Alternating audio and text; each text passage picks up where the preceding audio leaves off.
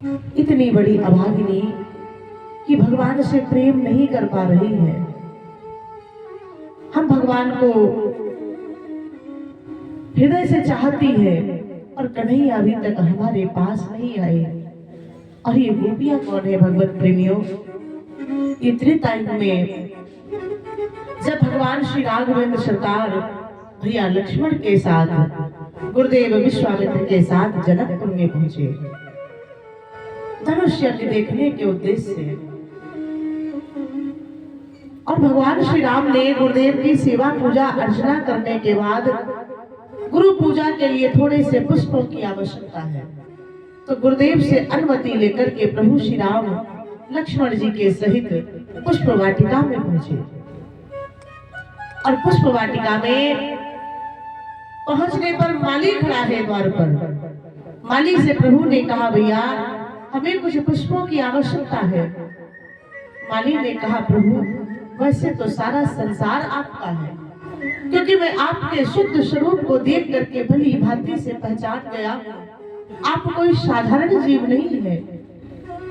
मुझे ऐसा लगता है कि आप ही त्रिभुवन के पति है, जगत नियंता है, अखिल ब्रह्मांड नायक है। प्रभु आपको कौन रोक सकता है? ये संसार आपका है। जाइए जाकर के पुष्प लेकर के आइए। भगवान श्री राम पुष्प तोड़ने लगे। उधर माता जानकी को मैया ने आदेश दिया, जाओ जाकर के गिरजा पूजन करा। और देवी जानकी अपने सखियों के साथ गिरजा पूजन के लिए पधारी। जिस तरह चंद्रमा होता है और शोभायमान नक्षत्रों में जगमगा रही थी, उसी भांति वो जनक नंदनी सखियों में, सखियों के मध्य में मैया सीता ऐसे दिव्य प्रकाश को उत्पन्न कर रही है, ऐसी दिव्य आभा को दिखा रही है जैसे तारों के झुरमुट में चंद्रमा प्रकाशमान होता है। और मैया गिरजा पूजन के लिए पधारी। एक सखी माता जानकी की जिसके जुम्मे पर कोई काम नहीं है, और वो वहां से निकली और कहां पहुंची, जहां पर प्रभु श्री राम पुष्प तोड़ रहे हैं। देखा भगवान राम को लौट करके आई तो बिल्कुल विहल, बेचैन और व्याकुल। माता जानकी ने अपने सखी के हाल को देखा तो पूछा, क्या हुआ? तुझे कोई रोग है? बोली नहीं। कोई कष्ट है? बोली नहीं। शरीर में कोई पीड़ा? बोली बिल्कुल नहीं। तो फिर इस प्रकार से उदास क्यों है? बता तो सही। उस सखी ने कहा, प्यारी आज मैं जो कहना चाहती हूँ तुमसे वो कह नहीं पा रही हूँ। कारण? बोले कारण कुछ विशेष नहीं है, पर है मैं जेरी जिभ्या जिस बात को कह सकती है उस जिभ्या के पास कोई शब्द नहीं है। जो आंखें जो देख करके आई हैं वो आंखें बोल नहीं सकती, और जो जिभ्या बोल सकती है वो देख नहीं सकती। ये प्यारी सुनो, बरसों से पानी दे दे कर हमने जो सीधी डाली है,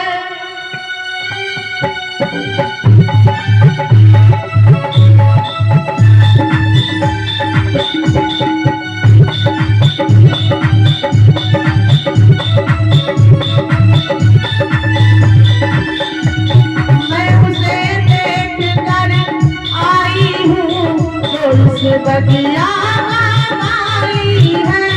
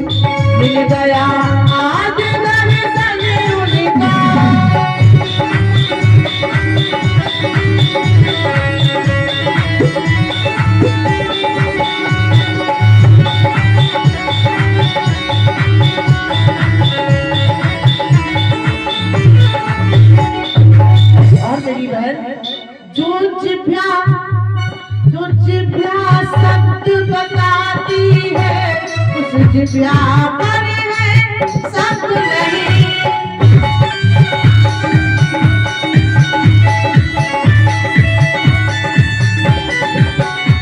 जिन नैनों से उन्हें देखा है, उन नैनों पर है बचन नहीं।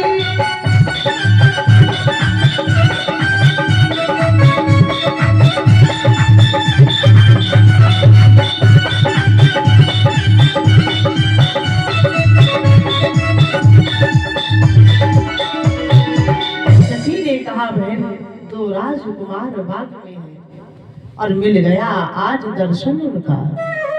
शोभा किस तरह बखान करूं और किस तरह करूं वर्णन उनका। कैसे उनके रूप सौंदर्य का मैं चर्चा करूं, कैसे मुख से बोलूं, क्योंकि मेरे पास कोई शब्द नहीं है। जो ही देवी जानकी ने सुना हमारी वाटिका में दो राजकुमार आए हैं, माता जानकी को देखने की इच्छा हुई, क्योंकि जगत जननी जगदम्बा से कोई भेद छिपा नहीं है। माता जानकी अपनी सखी को अग्र में करके उनके पीछे पीछे चली और तदन भैया राम पुष्प तोड़ रहे हैं।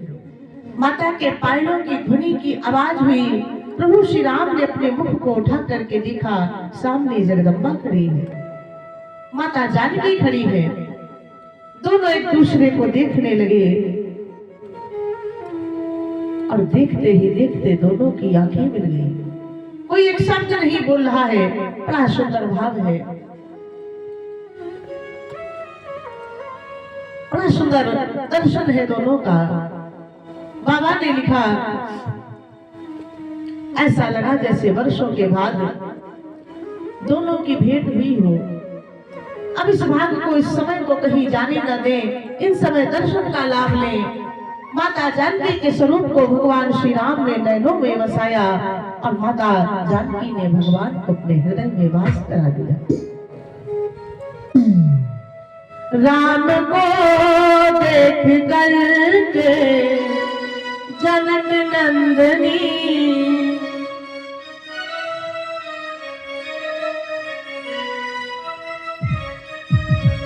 बाग में